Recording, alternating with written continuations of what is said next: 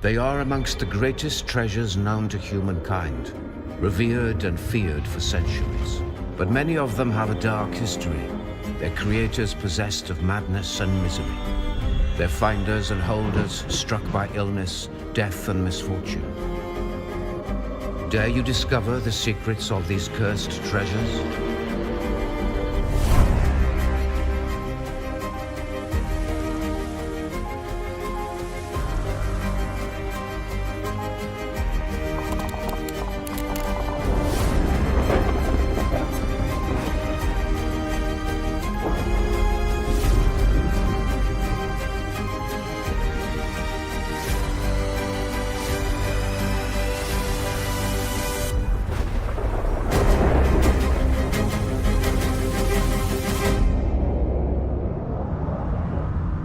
A curse upon a great historical treasure could come in many forms, but it always comes at a great cost to its creator, finder, or owner. Our treasure hunt takes us first to the ancient city of Athens, the capital of modern-day Greece. On the mount of the Acropolis sits the Parthenon, the famous temple of Athena, built in the 5th century BC.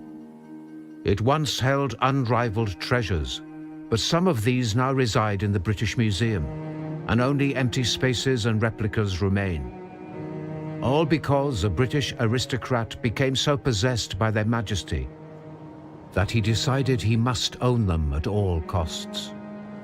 The Elgin marbles are one of the most famous and one of the most popular exhibits in the British Museum. Created 2,500 years ago, they're extraordinarily beautiful friezes and sculptures. From 1801 onwards, Thomas Bruce, the 7th Earl of Elgin, stripped the Parthenon, the temple dedicated to the Greek goddess Athena, which sits on the Acropolis in ancient Greece and in modern Greece today.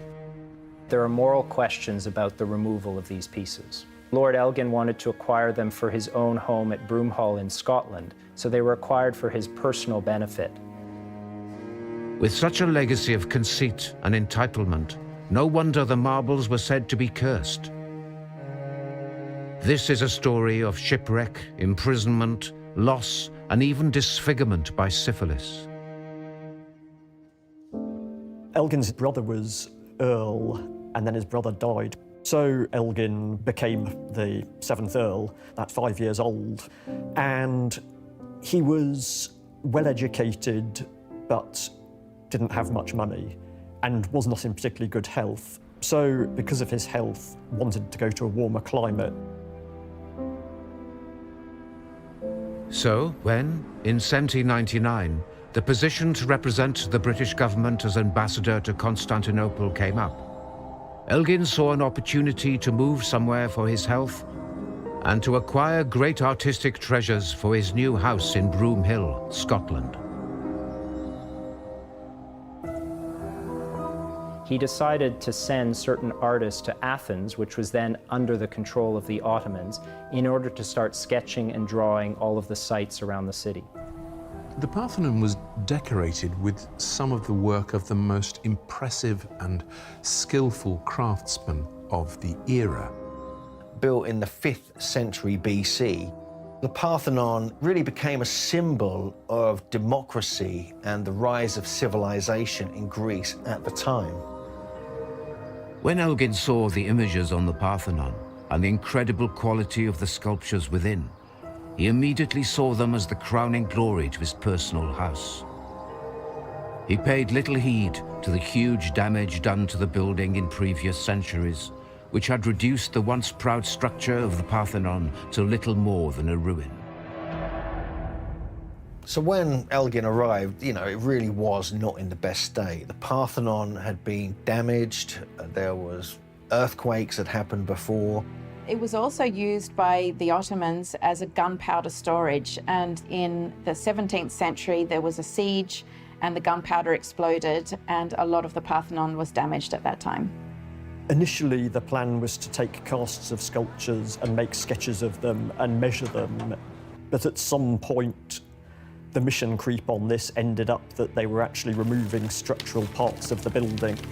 In the end, Lord Elgin didn't just take away a few pieces of stone, he took away nearly 300 feet of friezes. He removed 21 sculptures and several other panels as well. Now, when he removed them, he actually had them hacked off the side of the Parthenon. Elgin's men often had to saw the pieces from their backsides or use chisels to remove the sculpted part of the marble. In fact, when Britain's foremost romantic poet, Lord Byron, saw the state of the Parthenon a decade or so later, he was appalled. He really viewed Lord Elgin as a vandal, that he was responsible for the state in which he left the Parthenon, which is one of the finest buildings of its era. So how did Elgin get away with looting the ancient art of Athens for his own personal collection? Elgin claimed that he had a permit, a firman, signed by either the Sultan or one of his officials. There is plentiful evidence that Elgin exceeded the notional allowances granted by the permit and bribed local officials to look the other way while he snuck his hoard out and onto ships to England. But if Elgin thought he was in the clear as he set sail for home, he was very wrong indeed. While Elgin was trying to get the sculptures back to England, the ship that they were carried on, the Mentor, sank off the coast of the Greek island of Kythera. They were eventually rescued by divers, but not before a lot of money was spent by Elgin and a lot of problems that ensued from the ship that sank. The second thing that went wrong is that Lord Elgin himself was asked to report back on his duties in England. So he went via France, but at the time, Napoleon had decided he was going to imprison any Englishman that was in France. So that included Lord Elgin, and he ended up in prison for 3 years. During that time, his wife had an affair with one of their neighbours, and Elgin subsequently divorced her, sued the neighbour to try and recover some of his money that he'd spent on the marbles, was unsuccessful. He got none of the money. He lost part of his nose, which they think may have been syphilis. Byron said it was syphilis, which is one fairly plausible explanation for why this might be. There are no paintings of him surviving from after his time in Athens because he didn't like his appearance anymore. Disfigured, divorced, and with his reputation in tatters, Elgin did what any self-respecting aristocrat would do: tried to sell the Parthenon marbles off to his friends in the government. He wasn't very happy with how much he sold them for, so they only paid him £35,000, which, though it was a lot at the time, was about half of what his expenditures had been in Athens. Well, half of the money went to the creditors, and the other half was earmarked for other creditors, so he ended up with nothing. Financially ruined, Elgin fled to France, where he lived until his death in 1841. But what of the marbles that bear his name? It wasn't long before other voices were raised against the Elgin marbles being held in London. Greece gained its independence in 1832 and began demanding that the stolen friezes and sculptures be brought home.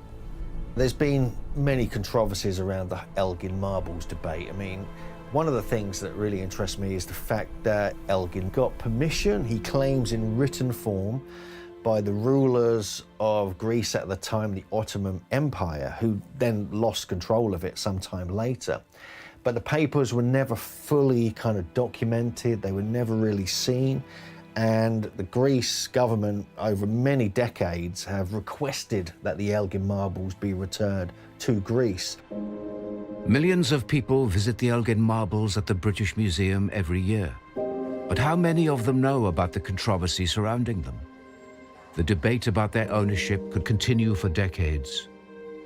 the Parthenon marbles, have continued to dog the museum for over 2 centuries, and that has caused problems. And it's made it rather difficult for the museum to move forward into the 21st century because of this remaining problem left over from the 19th century. Elgin did the wrong thing, and this is emphasized by all the bad luck that occurred to him after he took them. When you stand in the Acropolis Museum and you can see the Parthenon there in the background, you can't help but feel that that's where they belong. There's an opportunity to right historic wrongs, particularly when there's an overwhelming moral obligation to do so, whatever you might think the legal rights and wrongs of it are. I think the real curse of the Elgin marbles is the opprobrium and international criticism which Britain has allowed to be heaped upon the government for its refusal to return priceless cultural heritage to the place from which it was taken. How long the marbles will remain in the British Museum remains to be seen. But one thing is certain: the name of the man who appropriated them will forever be associated with controversy and misery.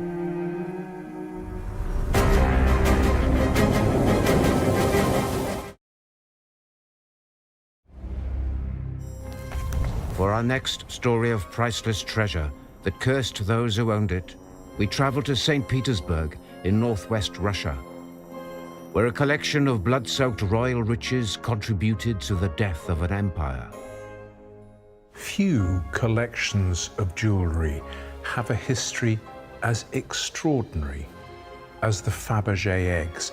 50 fantastically, exquisitely beautiful pieces created by Peter Carl Fabergé, each holding a hidden secret or secrets.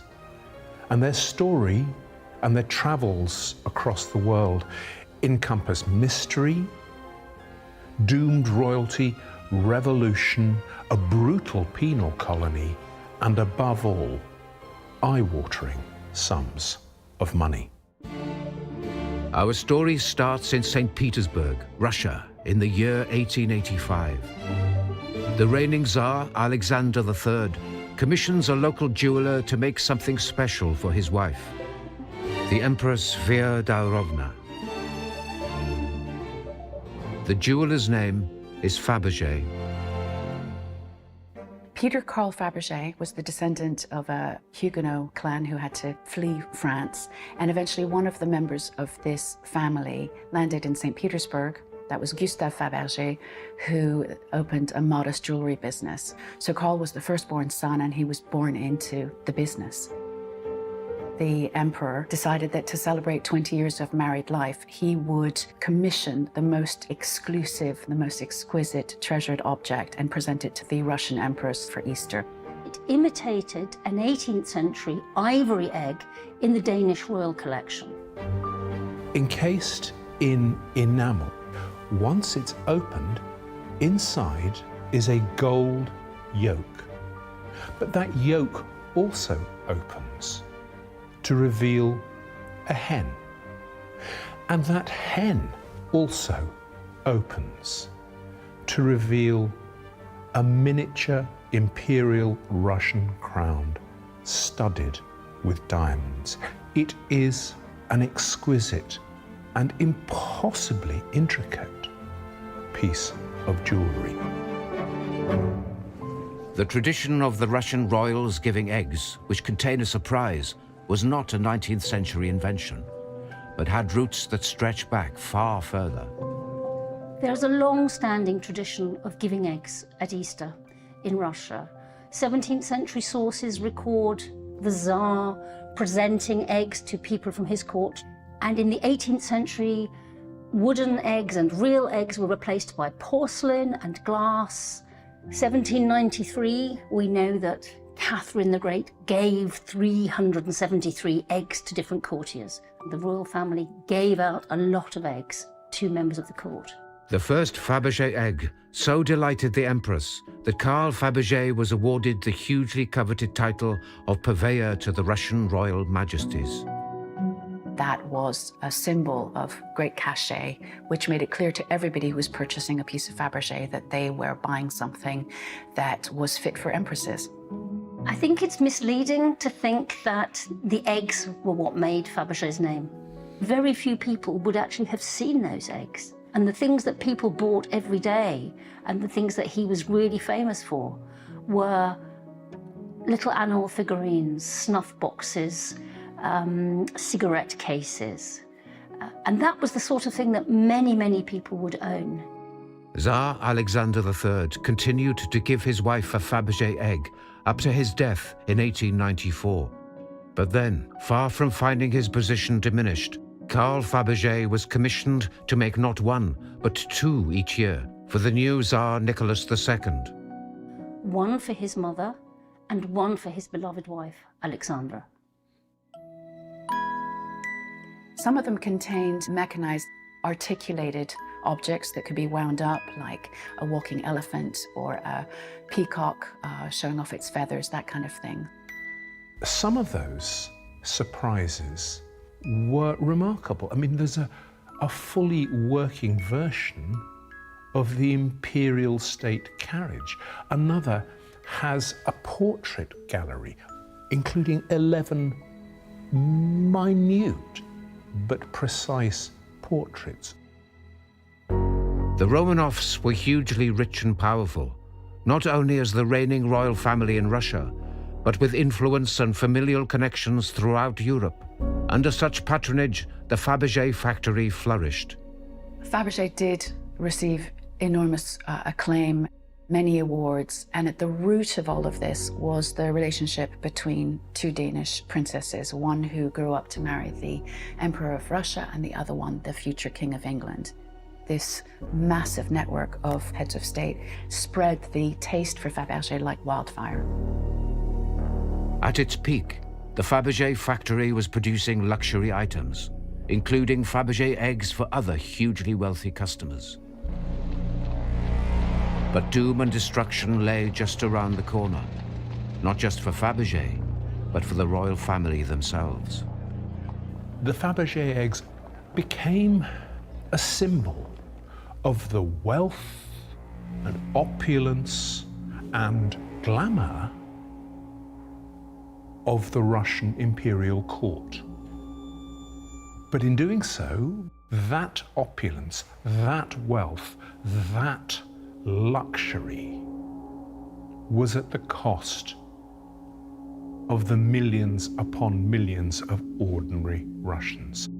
It's been said that the curse of the Fabergé eggs started with the premature death of Tsar Alexander III himself from kidney cancer in 1894.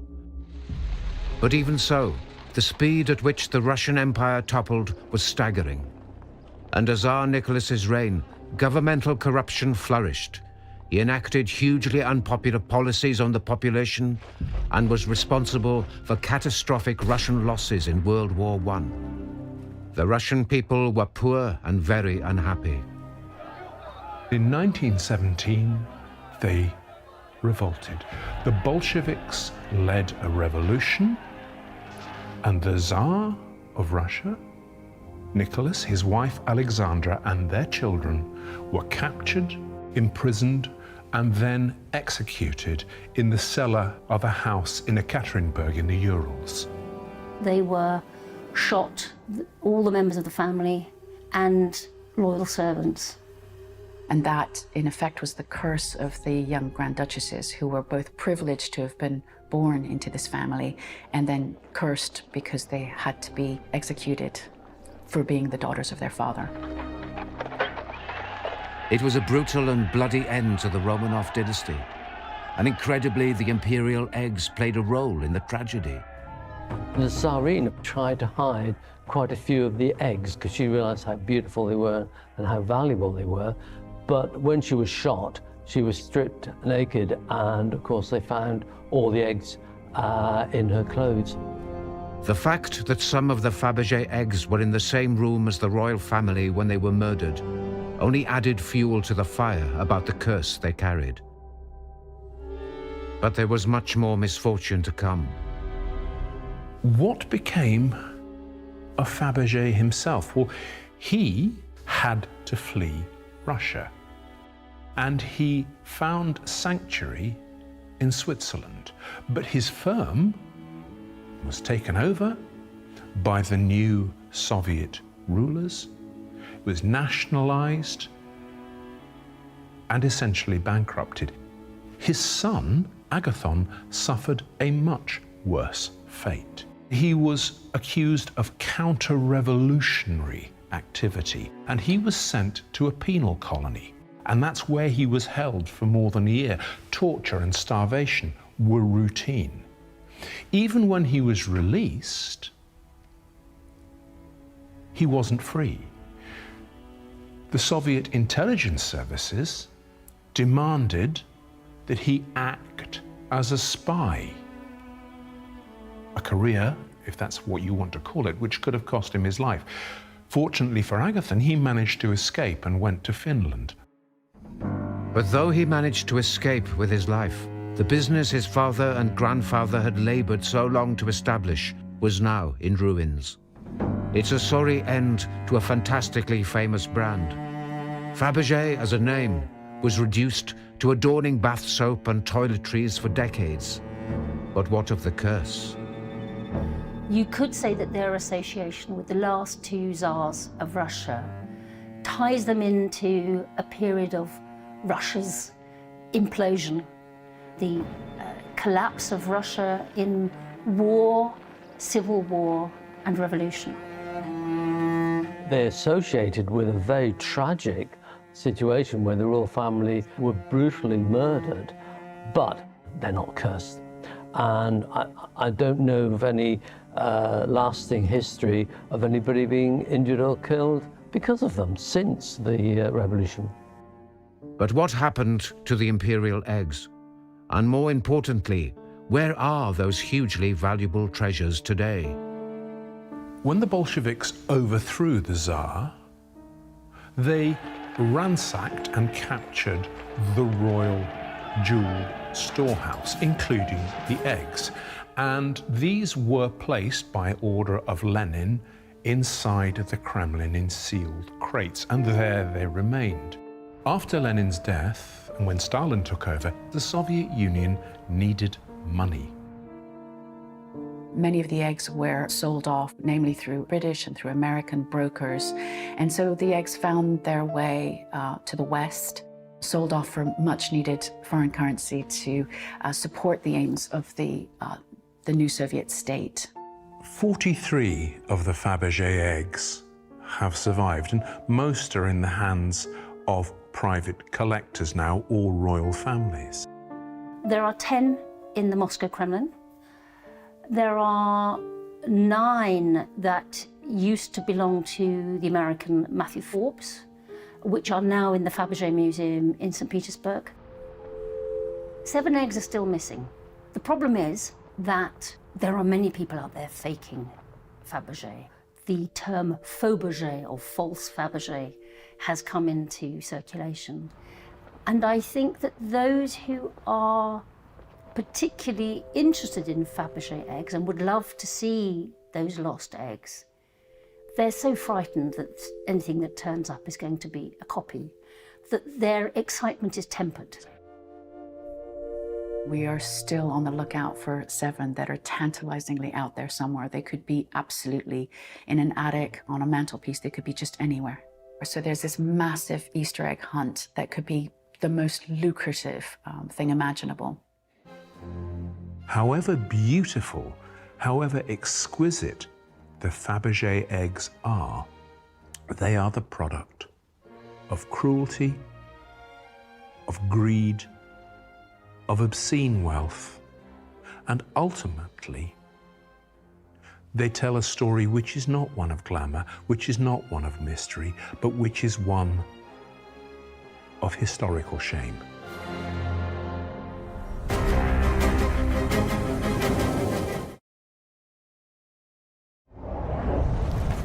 Our cursed treasure hunt next takes us to France, where the life of one of the world's most famous artists has led experts to suspect that an unlucky painting damned him to death. On the morning of July the 27th, 1890, Vincent van Gogh left the inn where he'd been lodging in the little village of Auvers-sur-Oise on the outskirts of Paris. He set off into the surrounding countryside for a day of painting. Van Gogh's sometimes quite difficult to encapsulate as an artist. He's loosely described as a post-impressionist, but his paintings are extremely expressive. They use bright colours, and he produced over 2,000 works during his life. He also wrote copiously. He wrote correspondence with his brother Theo, and so we know so much more about his life than we do about other artists. On July the 27th, Van Gogh staggered back at around 9 p.m, clutching his chest and with a single gunshot wound just below his heart. It would prove fatal. As he lay on his deathbed, Van Gogh said, "The sadness will last forever." Van Gogh's tragic suicide has led to much speculation about his final work. Tree Roots has become the painting that most experts agree was his last. Some say that the painting itself is a tortured work, going as far to suggest that it might be the work that finally pushed Van Gogh to the end. Little wonder rumors persist that it could be cursed. Van Gogh killed himself after he painted this picture. Van Gogh may have been overwhelmed, a plummet into exhaustion. He painted Tree Roots in Auvers-sur-Oise, which is where he spent the last 2 months of his life. When he was living there, it was actually quite remote and unspoilt. The inspiration behind Tree Roots is really the same as the inspiration behind so many of Van Gogh's works. He saw something while he was out walking that spoke to him. There is no sky. There is no orientation. There's no up and there's no down. It is a very, very disturbing and disturbed image. It has an almost claustrophobic feeling to it, very complicated. Although it shows trees, he focuses in on just the roots, these gnarled roots, which are kind of forcing their way into the sandy soil.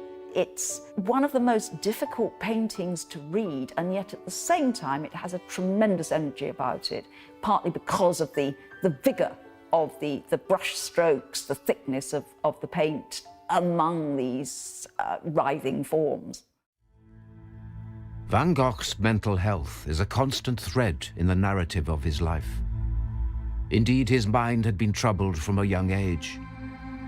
He was prone to depression and to a particularly manic kind of depression, which became in his mind global. He could be swallowed up by a kind of black despair. It was certainly true that he had had suicidal thoughts for a long time. He'd even cut off part of his left ear. This resulted in his being committed to committing himself, in fact, to the asylum at Saint-Rémy. Van Gogh seemed to make progress in the asylum and was allowed to leave, at which point he moved to Auvers, just north of Paris. He wrote to his family saying that he felt better and he was producing more positive, more cheerful work. But on the day he produced that final painting, the black dog of depression had returned.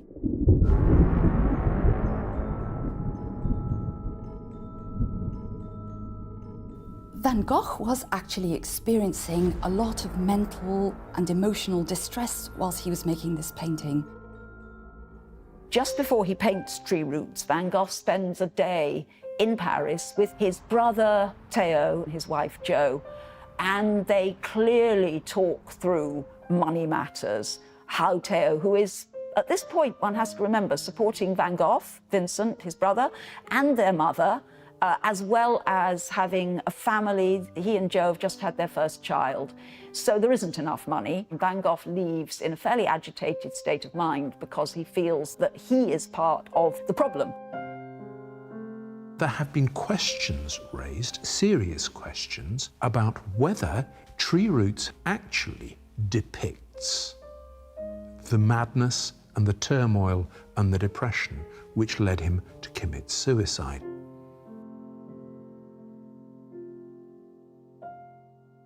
Is there something about this very last painting that drove Van Gogh over the edge? Could it even be to blame in some way?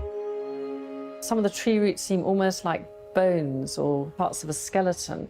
And there's the fact that they're kind of gnarled and that they're digging down into the sand, but the sandy soil seems a very inhospitable terrain for these trees, and they really seem to be struggling. So one can kind of make that relationship with Van Gogh himself. He was struggling at this stage. It's easy to see why people think Tree Roots contains clues to Van Gogh's suicidal intentions. And yet it, in itself, contains a mystery which has only been resolved recently. Interestingly, it was only discovered in 2020 what the actual location was for the Tree Roots painting. An art historian who'd spent a lot of time studying Van Gogh was looking at a collection of old photographs of Auvers, and he came across one of a man wheeling a bicycle along a lane next to the identical composition. The location, we know, was very close to the Auberge Ravoux, which is where he stayed, where Van Gogh stayed. And they've been able to match these tree roots against the trees in this postcard. The tree roots are still the same. You can still see the broken trunk. So, could Tree Roots really be a cursed painting? The final imaginings of a suicidal mind? Personally, I don't feel that this individual work is cursed, but I think that Van Gogh, his whole entire life was beset with worries and mental health issues. So I think if anyone was cursed, it was him himself, maybe. There is a kind of exhaustion that many artists have spoken of to finishing a work, a kind of release of adrenaline and a plummet. Because Tree Roots is his last master work, the controversy is going to rage on and on. Was it his final expression to the world of the despair and turmoil which haunted his mind? If it was Van Gogh's farewell to the world, he certainly went out in a blaze of joyous colour and everything that his art had always meant to him. Tree Roots is worth hundreds of millions of dollars, and yet its creator died in penury and obscurity. Dare you visit Amsterdam and look upon the very last work of this tortured soul?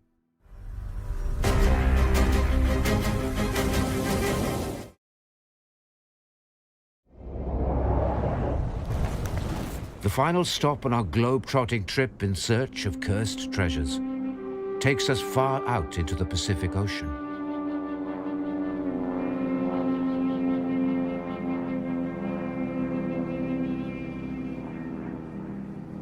Easter Island, also known as Rapa Nui, is a small, windswept island 3,000 kilometers west of South America in the Pacific Ocean. But what has brought fame for both good and ill to Easter Island and the Rapa Nui people are massive stone statues standing on the island. These statues, called moai in traditional language, have fascinated and puzzled archaeologists and anthropologists since they were first discovered by explorers several hundred years ago. It's in the southeast corner of the Pacific, in what's known as the Polynesian Triangle, which has Hawaii at its peak, New Zealand on its west side, and Rapa Nui or Easter Island on its east side. The island is round about the same size as, say, the Isle of Wight. It is one of the most remote places on Earth.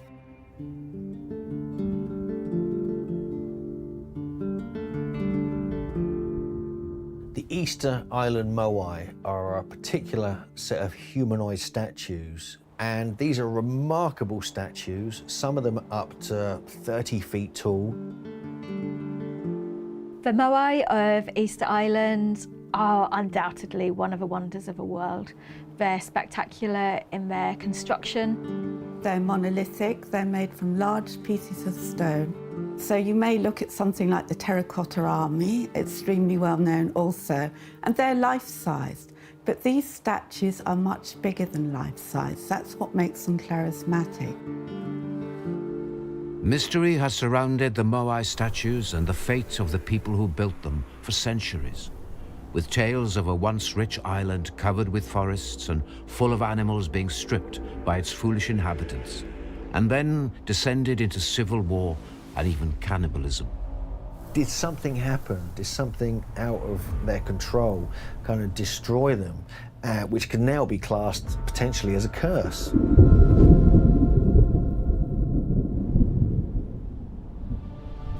Easter Island was first inhabited 1,500 years ago. These settlers landed on the island and made it their home.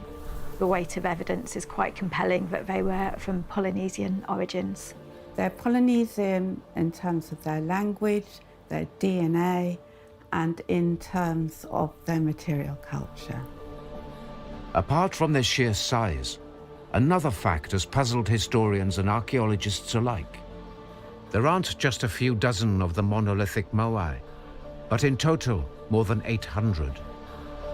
We find the Moai all across the island. They're mainly focused around the coastal areas, and a majority built upon these platforms which are called the ahu, and there's still a deep mystery surrounding them. The statues don't, as you might expect, face outward, looking out towards the world.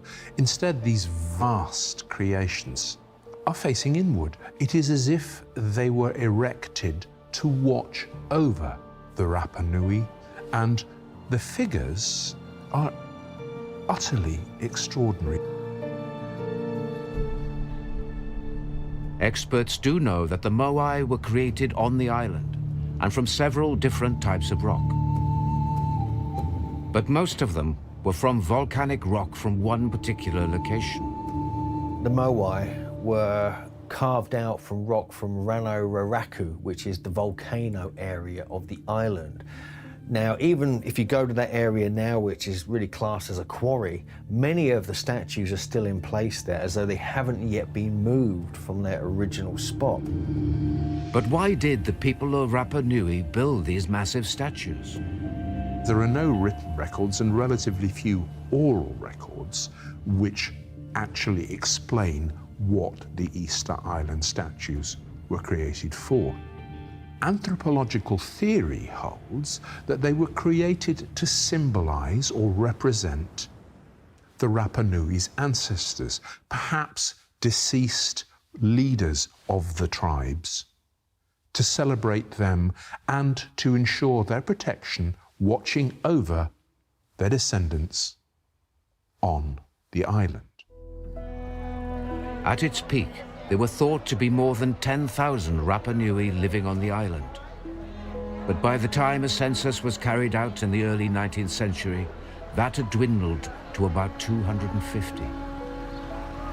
So what happened to the Rapa Nui? And was their rapid demise a sign they were cursed? There is a theory that when the Rapa Nui people turned up on the island, they deforested the whole place. It's almost like a parable of the ecological disaster which is happening in the world now. But there's a big debate about whether that really happened. The first inhabitants that came from Polynesia undoubtedly cut down trees, and they got to the point in cutting them down that they could no longer build long canoes. And Polynesian rats came with the first inhabitants. Part of the things they ate were the shells from the palm trees, so they couldn't regenerate. While the lack of mature trees on the island undoubtedly put pressure on the inhabitants, they were resourceful people who swapped fishing for farming to cultivate their natural habitat. They are hugely maligned because they had the most sophisticated way of maintaining their landscape. They should be praised for the achievements. I think the story of ecocide has been a convenient way for Western countries not to take responsibility for their own actions on the island. There was still a thriving, albeit smaller population when the first visitors from the Western world appeared in the 18th century. But it was these very visitors that brought doom to the island.